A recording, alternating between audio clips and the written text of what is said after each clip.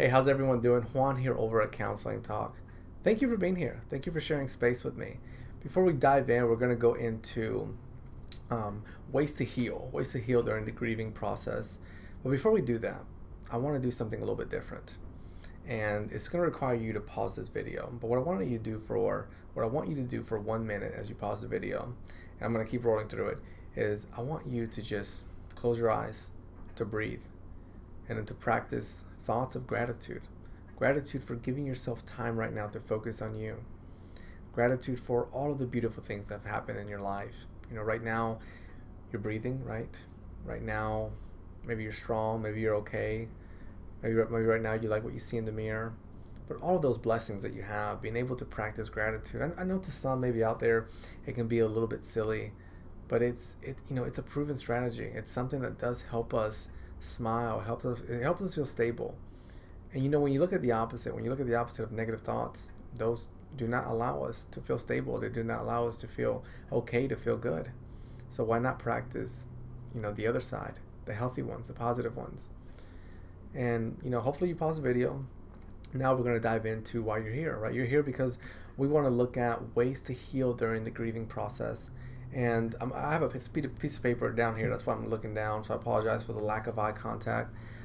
With grief and with loss, it's an extremely difficult process because it's not just a process.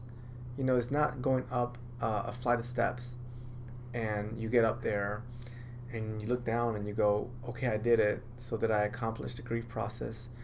It's not that. It's so unique to everyone. It's unique to each individual based off of your life experiences, what you've went through, the relationship you have with the person, how you deal with loss, how you deal with sadness, how you deal with anxiety.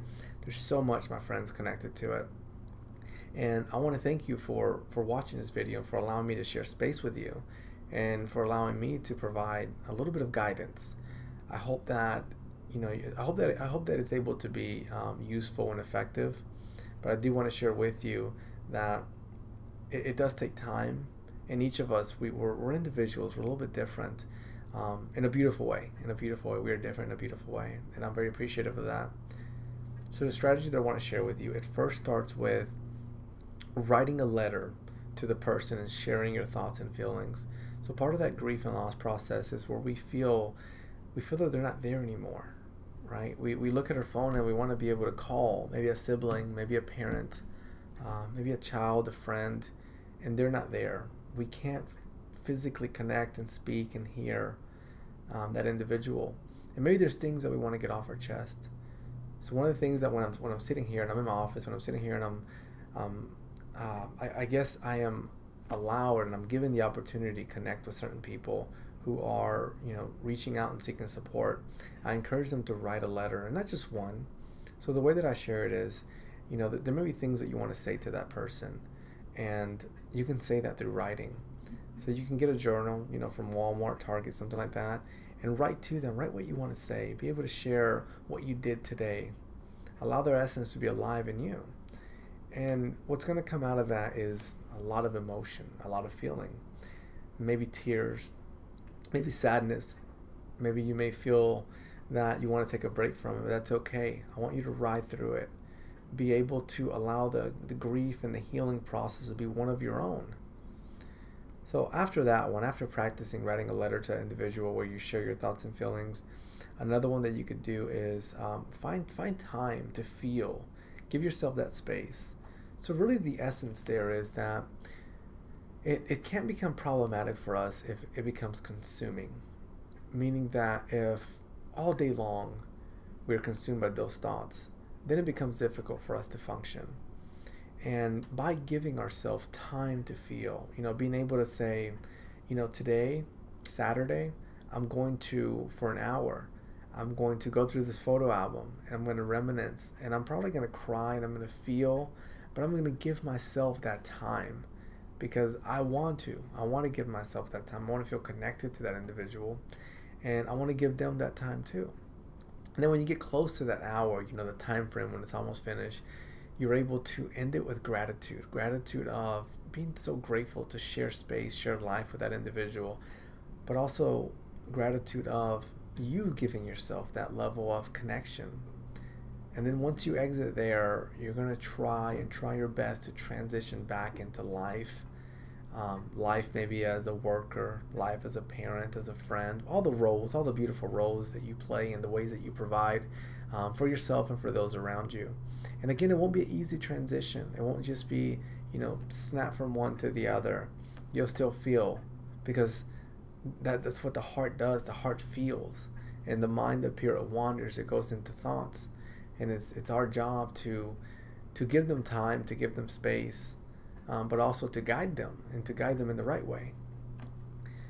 The next strategy that I want to share with you has to do with more of the concept of making sure that you're okay. So part of the healing and grieving process can be where we lose someone, and when that happens, life in itself can shatter.